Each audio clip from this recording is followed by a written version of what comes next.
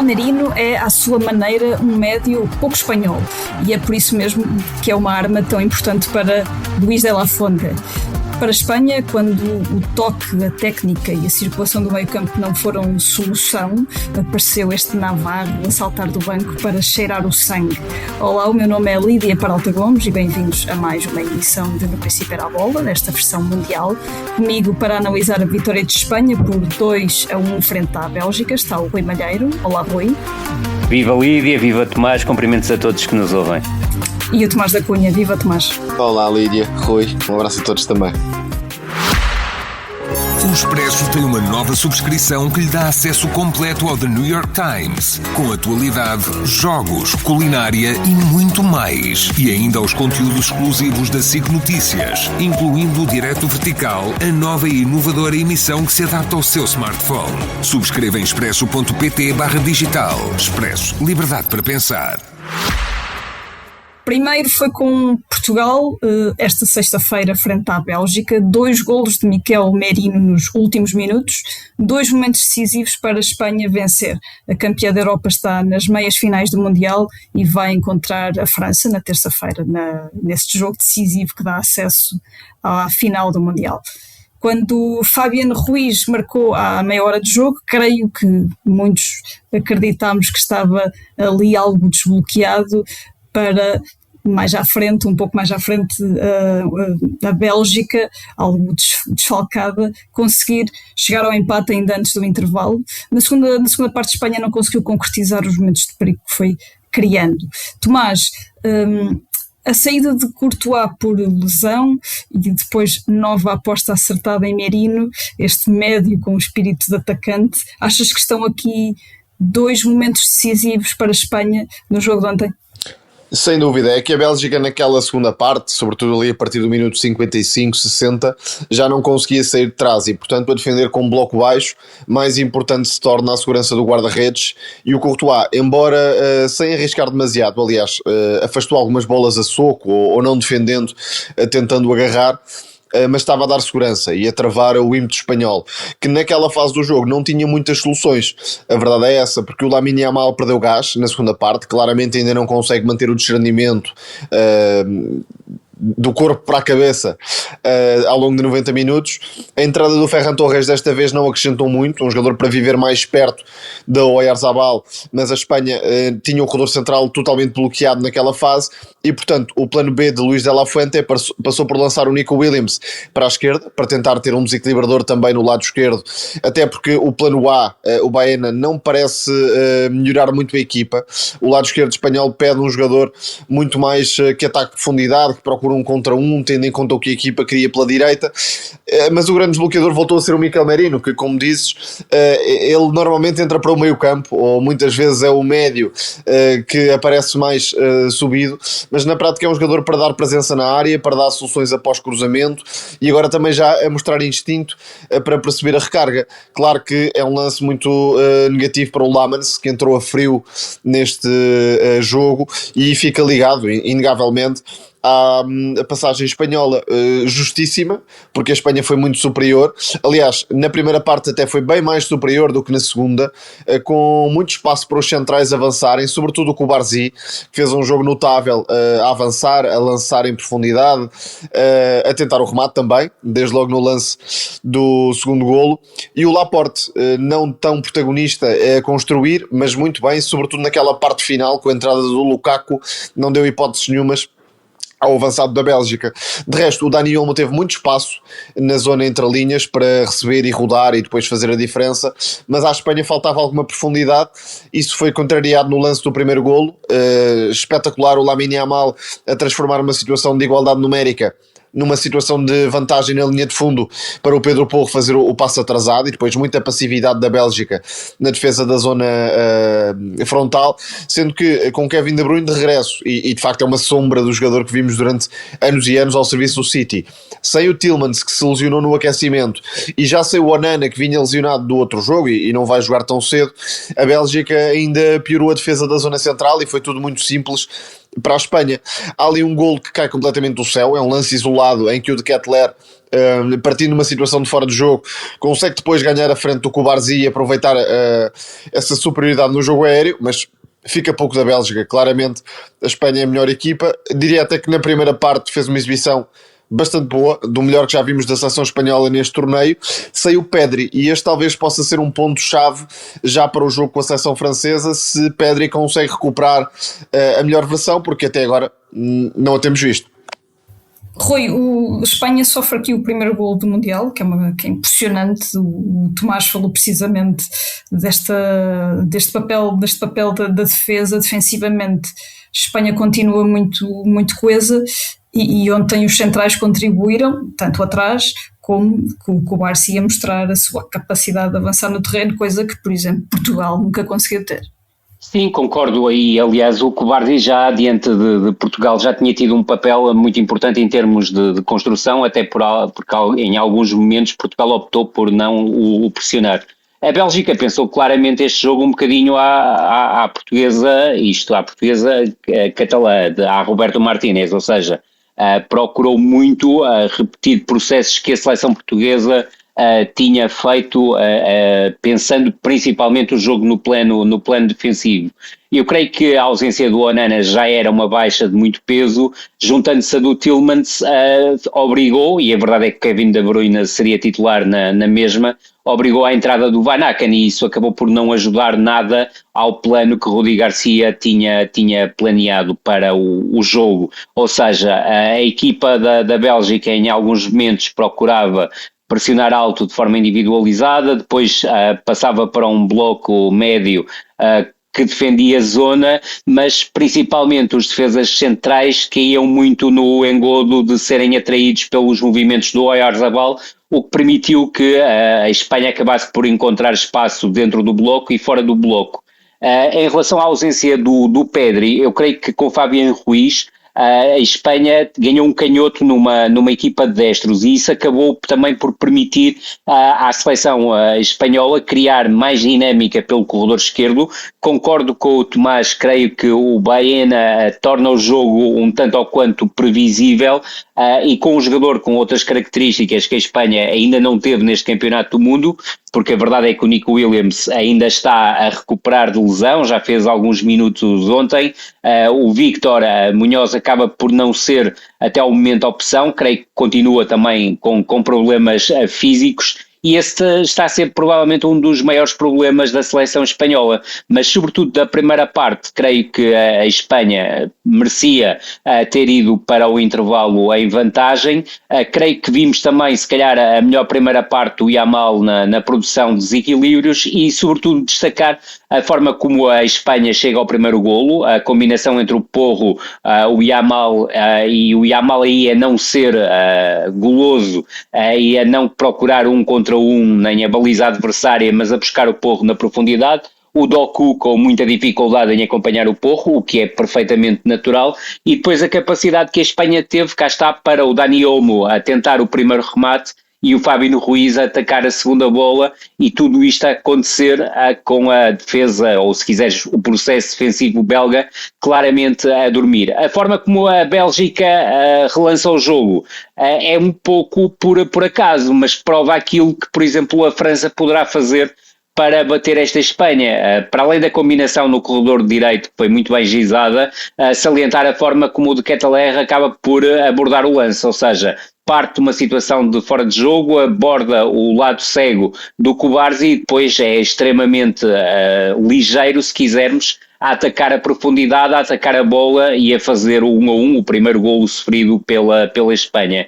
Na segunda parte, eu creio que a Espanha não teve uma exibição tão conseguida como na primeira parte. É certo que, de certa forma, se adivinhava o golo, mas acaba por ser a entrada do Miquel Merino, mais uma vez, a ser determinante, mas há que destacar a forma como a Espanha construiu a jogada, com o Cubarsí no início a decidir entregar a bola ao Pedri, o Pedri a combinar no corredor esquerdo e depois a fazer a bola entrar no corredor central para o remate do Cubarsí de fora da área. A bola não era muito difícil, mas a troca de guarda-redes numa altura tão delicada do jogo também contribui para que o Lamens tenha tido uma intervenção tão infeliz, e cá está o Miquel Merino a aparecer de trás e a fazer o 2-1 que decidiu o jogo. Tomás, a Espanha chega às meias finais com mérito, tem sido obviamente uma das melhores equipas deste Mundial, mas parece faltar aqui a chispa no ataque que vimos no Euro há 2 anos.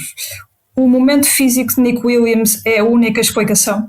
Não, acho que há 2 grandes explicações. Uma delas é mesmo o estado físico das principais figuras, e nem todos estão a conseguir subir o nível. Por exemplo, o Rodri, já contra Portugal tinha feito um bom jogo, volta a fazer um bom jogo contra a Bélgica, se calhar até o melhor espanhol globalmente, em termos de influência. O Cubarsí esteve um pouco acima, influência ofensiva, mas depois, por exemplo, fica ligado ao golo da Bélgica. O Rodri esteve bem, a aproximar-se da melhor versão, mas não é o caso do Pedri, não é o caso do Lamine Yamal, embora tenha feito também um jogo interessante, mas inconsistente, não consegue durar 90 minutos. E depois a Espanha do Euro 2024 tinha a capacidade de aproveitar também o lado esquerdo em profundidade, e esta Espanha tem algumas dificuldades para o fazer de forma constante, porque o Baena de facto é um médio, não é um extremo, e portanto não se pode pedir que faça jogadas de extremo.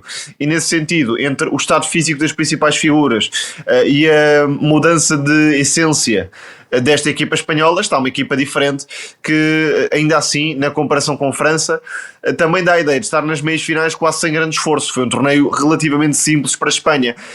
Há aqui 2 golos tardios do Merino contra Portugal e contra a Bélgica, mas contra a Bélgica foi um jogo quase de sentido único, e contra Portugal não foi um jogo de sentido único, mas foi um jogo em que a Espanha também não sofreu em demasia. E nesse sentido vamos ver agora como se bate com a França, porque esse jogo já é uma espécie de final antecipada, claro. Rui, teremos tempo em episódios lá mais para a frente para falar deste Espanha-França com mais afinco, mas perguntava-te só, na sequência disto que o Tomás diz, para chegar mais longe vai ser preciso um bocadinho mais, e até para responder às individualidades de França, um bocadinho mais de Lamine Yamal para a Espanha poder chegar mais longe. A Espanha precisa da chispa que falavas. Eu creio que esse é o aspecto determinante. Agora, não me parece que o Lamine Yamal, sem parar, vá conseguir atingir o nível que todos esperamos, e que, sobretudo, eu creio que ele estava à espera de ter, mesmo sabendo que está condicionado do ponto de vista físico. Tal como o Tomás disse, é um jogador que não consegue render durante 90 minutos, a quebra dele a partir dos 60 foi claramente evidente, e eu creio que falta mais à Espanha a capacidade para ter aqueles condimentos de 2024, ou seja, ter o Lamine a 100%, ter o Nico Williams a 100%, ser uma equipa capaz de voar, e esta Espanha não é capaz disso, é capaz de adormecer o jogo, de ter controlo sobre o mesmo. Creio que o Rodri é neste momento, juntamente com o Cubarsí e pensamento obviamente do ponto de vista ofensivo, os jogadores que estão melhor, e veremos também o que é que Luís de la Fuente vai fazer em relação quer a Pedri, quer a Fabián Ruiz e a Miquel Merino, ainda que me pareça que Miquel Merino vai ser guardado para este tipo de momento, porque marcar um golo em 2 minutos em campo diante de Portugal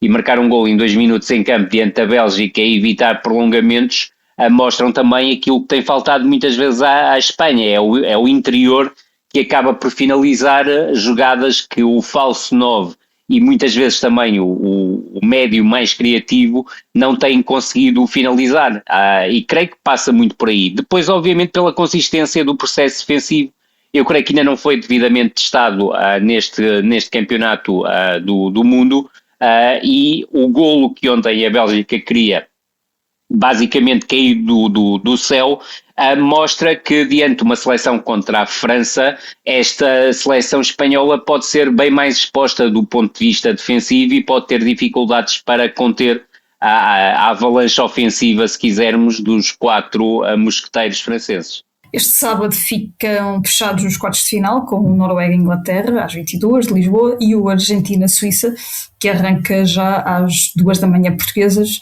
2 jogos dos quais falaremos no episódio de domingo.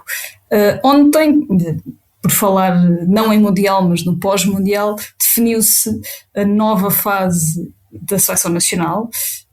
Jorge Jesus foi confirmado e apresentado como selecionador nacional, com um discurso, bem, digamos que Jorge Jesus foi Jorge Jesus ambicioso, prometeu mais futebol. Quando o assunto foi Ronaldo, prometeu também uma gestão de acordo com as capacidades atuais do capitão da seleção. Rui, creio que não houve grandes surpresas nesta apresentação de Jesus, ou seja, da forma como nós conhecemos Jorge Jesus, confiante, com as suas habituais afirmações fortes. Quais te pareceram os pontos mais importantes a reter das mensagens passadas pelo novo selecionador nacional? Vamos a isso. A dizer-te que também sem grande surpresa, Pedro Proença não se referiu ao técnico campeão da Europa em 2016, aos jogadores campeões da Europa em 2016 e obviamente à estrutura diretiva que conquistou o título para Portugal em 2016, esquecendo-se claramente de quem é que foram os heróis que permitiram a Portugal conquistar o troféu mais importante do seu historial. Também, curiosamente, na apresentação de Jorge Jesus, esqueceu-se que Portugal disputará a Liga das Nações em 28-29, quando colocou tudo como objetivo dentro da lógica viemos para vencer, que me parece também desrespeitar a história do futebol português, construída por outras pessoas que não Pedro Proença. Em relação a Jorge Jesus, o Jorge Jesus expectável, ou seja, mesmo quando não pretendia falar sobre alguma coisa, acabou por falar e falar de forma contundente até. Creio que os principais pontos a colocar são claramente a distância para o antecessor, dizendo que a minha ideia de jogo não tem que ver com a ideia da seleção, e que vamos jogar o dobro, ainda que o dobro de 0.1 ou 0.2 seja praticamente zero, portanto aqui não há nada de novo, mas também no Benfica, na altura que utilizou a mesma frase, também não.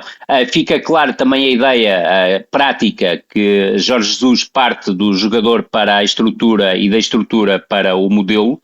Creio que isso é importante, ou se quisermos, do ponto de vista hierárquico da ideia para a estrutura e da estrutura para o modelo, havendo uma estrutura que não vai utilizar, e logo aí é um ponto que nós já tínhamos falado ontem, e que se confirma, Jorge Jesus não acha o 4-3-3 uma organização estrutural que provoque grandes desequilíbrios, considera até, não o disse ontem, mas em várias entrevistas, que é a estrutura mais previsível a nível do futebol e da preparação de um jogo. Portanto, aqui também não houve grande surpresa, relativizou o papel dos dois jogadores do Paris Saint-Germain, dos dois médios na criação, se quiseres, jogo ofensivo da seleção portuguesa, até porque disse que Portugal não tinha os três avançados que o Paris Saint-Germain tem. Depois, pareceu-me também importante dizer que queria implementar as suas ideias e adaptá-las às características dos jogadores. Cá está a tal lógica dos mandamentos de Jorge Jesus, que não há remodelação imediata, e até salientou o facto de só existirem 6 jogadores acima dos 30 anos, 2 serem guarda-redes e o outro ser o Cristiano Ronaldo, portanto só há 3 jogadores acima dos 30 anos, e colocou algo que me pareceu muito importante, que é a cultura de exigência, ou seja, que quer que todos os jogadores percebam que se quer jogar e se querem jogar têm que pagar esse preço, e que é mais difícil trabalhar com os que pensam ser grandes jogadores do que com aqueles que são mesmo bons. E creio que ficou aqui uma nota importante. A nota final que tenho a referir é a questão do Cristiano Ronaldo. Disse que não era problema, disse que a decisão de continuar ou não na seleção compete ao jogador, e que sabe que ele quer continuar no Al-Nassr, portanto essa dúvida acho que nunca tinha sido levantada e creio que nem sequer se colocava. E lembrou também os números de jogos em que o Ronaldo jogou e o número de jogos em que foi substituído, e realmente nem eram 16, eram 17, mas a maior parte deles foi a partir ou do minuto 70 ou principalmente do minuto 80 e próximo dos 90, mas isso a Jorge Jesus já não interessava muito dizer. Agora, creio que parece importante não só a conversa individual que ele terá com o Ronaldo, como as conversas individuais que terá com os outros jogadores. Creio que isso é muito importante, até para a forma como Jorge Jesus trabalha, e perceber quem serão os jogadores que podem vir a entrar nesta seleção nacional. Eu creio que o Mateus Fernandes é o jogador com mais possibilidades de entrar na equipa, ao contrário de quase tudo o que eu vi ontem. Não acredito que João Palhinha seja uma prioridade para Jorge Jesus, até porque aquilo que aconteceu entre os dois no Sporting não me parece mostrar que Jorge Jesus tenha grande predileção por João Palhinha, mas fica aqui também em suspenso perceber que tipo de jogador é que pode entrar aqui. Volto a finalizar, Mateus Fernandes parece-me claramente um jogador para entrar aqui na luta por um lugar na zona intermédia, mesmo que não seja como titular, e creio que, por exemplo, um jogador com uma dimensão física esdrúxula como é o Alberto Costa do Futebol Clube do Porto, pode também vir a entrar nestas contas quando se fala em remodelação dos corredores laterais. Tomás, ontem alguns meios recuperaram momentos da apresentação de Roberto Martínez e de como algumas afirmações, nomeadamente sobre a utilização de Ronaldo, acabaram por cair por terra com o tempo. Acreditas que daqui a alguns anos vamos ter de fazer este exercício com Jesus? Ou o discurso do treinador pareceu-te consentâneo com o que é possível fazer com esta seleção? Eu acho que ficámos todos esclarecidos em relação ao que vai acontecer. Embora Jesus tenha ficado com a ideia que deu a entender o contrário, mas parece que ficámos todos esclarecidos em relação ao que vai acontecer, porque o número de vezes em que o substituiu nem sequer foi uma resposta automática de Jorge Jesus. Sentiu necessidade de voltar atrás numa pergunta seguinte ou numa resposta seguinte para acrescentar isso mesmo. E de facto, se formos ao pormenor, dá para perceber que não há aí propriamente uma grande gestão de Cristiano Ronaldo, porque ou saiu já com golos marcados ou saiu mesmo em cima do minuto 90, e não é no minuto 90 que alguém vai mudar o jogo taticamente, caso isso seja necessário. Portanto, acho que Ronaldo vai... E não falou dos jogos em que Ronaldo se auto-excluiu esta temporada. É isso, é que uma coisa é o próprio jogador querer ficar de fora, outra coisa é obrigá-lo, entre aspas, a ficar de fora. Portanto, acho que aí, apresentando dados de Excel e substituições, o Roberto Martínez também poderia dizer alguma coisa. Depois, em relação ao resto, aí sim temos mudanças, sobretudo na forma de jogar, com um futebol mais vertical, mais agressivo, com outro andamento na zona do meio campo, e foi esta a expressão utilizada por Jorge Jesus, mas dentro disto surgem algumas questões. Onde e como é que vai jogar Bernardo Silva, se for caso disso? Onde e como vão conviver Bruno Fernandes e João Félix? Se os dois jogarem 4-4-2, enfim, sejam 4-1-3-2 e com o Félix a segundo avançado, Bruno Fernandes jogaria como? Da esquerda para dentro? É uma das dúvidas que fica também.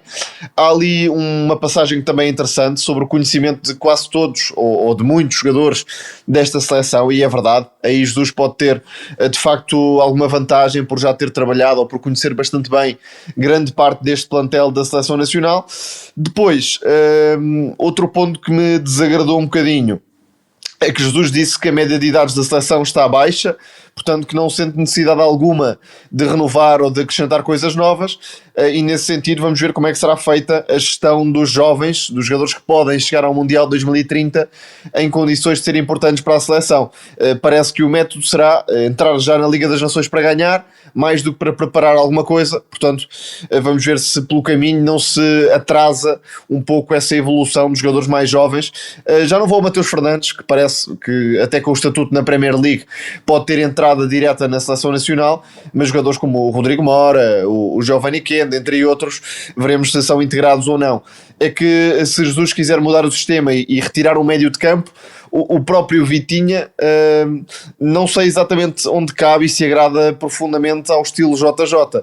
É que não é exatamente o tipo de jogador que Jesus descreveu com o andamento e o dinamismo no meio campo. Minimamente. Por isso eu acho que o João Neves sim vai ter muita importância.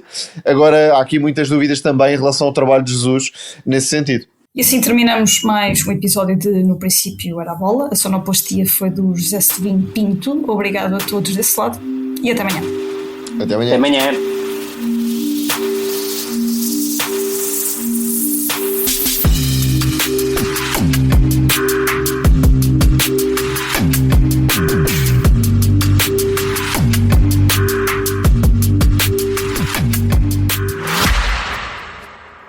O Expresso tem uma nova nova subscrição que lhe dá acesso completo ao The New York Times, com atualidade, jogos, culinária e muito mais. E ainda aos conteúdos exclusivos da SIC Notícias, incluindo o Direto Vertical, a nova e inovadora emissão que se adapta ao seu smartphone. Subscreva em expresso.pt/digital. Expresso. Liberdade para pensar.